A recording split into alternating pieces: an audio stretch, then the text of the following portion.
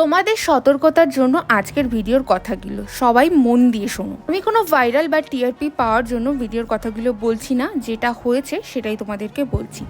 এই ব্রাইডটাকে রেডি করতে যাওয়ার সময় এই ঘটনাটি ঘটে রাস্তায়। আমি ব্রাইড রেডি করতে যাওয়ার জন্য দুপুরের টাইমে হাবড়া মাঝেরহাট লোকালে উঠি।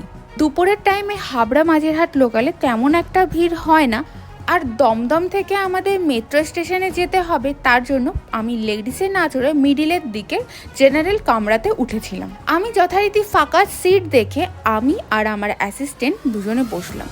কিছুক্ষণ পরে একটা বয়স্ক লোক আমার পাশে এসে বসলো। আমি তখনই আমার অ্যাসিস্ট্যান্টকে কানে কানে বলতে থাকলাম, এত সিট ফাঁকা থাকতেও উনি কেন আমাদের পাশে এসেই বসলো? কারণ সাধারণত ট্রেন ফাঁকা থাকলে বা সিট অ্যাভেলেবেল থাকলে, মেয়েরা থাকলে সেখানে ছেলেরা বসতে একটু ইতস্ততই বোধ করে। আমি প্রথম ভাবলাম বয়স্ক লোক বসেছে, ঠিক আছে, কিন্তু কেন জানি না আমার সন্দেহটা প্রথম থেকেই হচ্ছিল।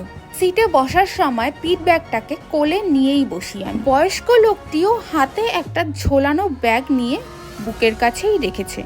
আমার সন্দেহ হওয়ার কারণে আমি বয়স্ক লোকটির হাতটাকে সবসময় ফলো করতে থাকলাম। কিছুক্ষণ পর দেখলাম ওনার লেফট হ্যান্ডটা ব্যাগের নিচের দিকে ঢোকানো রয়েছে। আমি একটুখানি ইতস্তত বোধ করলাম যে এরকমভাবে কেন উনি বসে আছেন।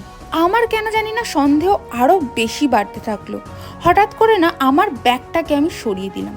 দেখলাম ওনার হাতটা ওনার ব্যাগের নিচ থেকে আমার কোমরের কাছ অব্দি চলে আর বয়স্ক লোকটা তাড়াতাড়ি করে ওনার হাতটাকে ওনার ব্যাগের ভেতরে ঢুকিয়ে দিয়েছে। আমার সন্দেহ আর কোনো কিচ্ছু বাকি রইল না। যথারীতি সামনের সিটে বসা লোকটিকে আমি জানালাম যে উনি যেন সিট চেঞ্জ করে বসে। আমি কেন জানি না বয়স্ক লোকটাকে কিছু বলতে পারলাম না।